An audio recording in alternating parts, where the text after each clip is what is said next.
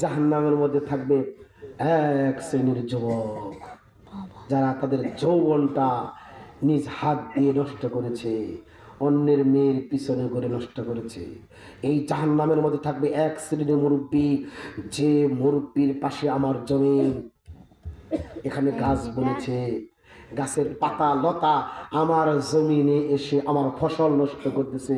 আমার শক্তি নেই, আমি দুর্বল মানুষ, আমার জনবল নেই, আমার হাইকোর্ট নেই, আমার শক্তি নেই, আমি কিচ্ছু বলতে পারি না। এই মুরব্বীর ক্ষমতা আছে, শক্তি দেখিয়ে আমার ফসল নষ্ট করতেছে। এক শ্রেণীর মুরব্বী জাহান্নামে থাকবে এইভাবে। আরেক শ্রেণীর মুরব্বী থাকবে আমার জায়গায়, এখানে মুরব্বীর জায়গায়, এখানে মুরব্বী ঘর দিয়েছে, টিনের পানি আমার জায়গায় পরে, আমার ওই টিনের নিচে যে ডোয়া আছে, ডোয়া বলে না, এটা ভেঙে যায়, আমি কিছুই বলতে পারি না, আমার শক্তি নেই।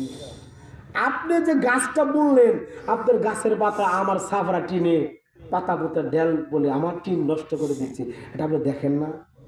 দেখেন, শক্তি আছে তাই কিছু ও আপনাকে বলে না। এই এক শ্রেণীর যুবক থাকবে এই জাহান্নামে অতল গহীরে। এক শ্রেণীর মুরব্বী যারা ক্ষমতা দেখায়, অন্যের জমিনের ফসল নষ্ট করে দেয়, গরু ছাগল দিয়ে খাওয়ায়, জনবল দেখায়, ক্ষমতা দেখায়, হাইকোর্ট দেখায়। এক শ্রেণীর মুরব্বী ওই জাহান্নামের মধ্যে থাকবে।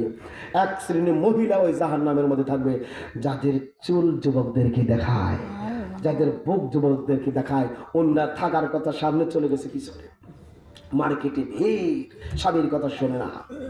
তাই আমাদেরকে অবশ্যই অবশ্যই যুবক বাবারা ভালো কাজ করতে হবে, এই জাহান্নামের আগুন থেকে বিরত থাকতে হবে। ফাকাদ ফাজ, আল্লাহ বলেছেন তবে আমরা সফলতা। যদি জাহান্নামের সামনে আমাদের আমল আখলাক আদর্শ দিয়ে বেড়া দিতে পারি, পিলার দিতে পারি। জাহান্নাম কত ওজন, জাহান্নাম কত ভার, জাহান্নাম কয় টন ওজন এখন মাপা হবে। আব্দুল্লাহ ইবনে আব্বাস রাদিয়াল্লাহু তাআলা আনহু বলেন, রাসূল সাল্লাল্লাহু আলাইহি ওয়াসাল্লাম বলেছেন, ইযা জাআ ইয়াউমাল কিয়ামাতি বিজাহান্নাম, কিয়ামতের মাঠে লক্ষ কোটি জনতা থাকবে, সমস্ত নবী রাসূল থাকবেন। এত বড় মাঠ, কোটি কোটি হাজার কোটি কোটি মানুষ, লক্ষ লক্ষ নবী রাসূল উপস্থিত থাকবে। ওই কিয়ামতের মাঠের মধ্যে জাহান্নামকে আল্লাহ টেনে নিয়ে আসবেন। ওয়ালাহা সাবউ আলফু জিমামিন, জাহান্নামের লাগাম থাকবে ৭০,০০০ লাগাম। বুঝুন তো, ওই যে ঘোড়া টানে, ডাইনে যা, তো এই ঘোড়ার মতো জাহান্নাম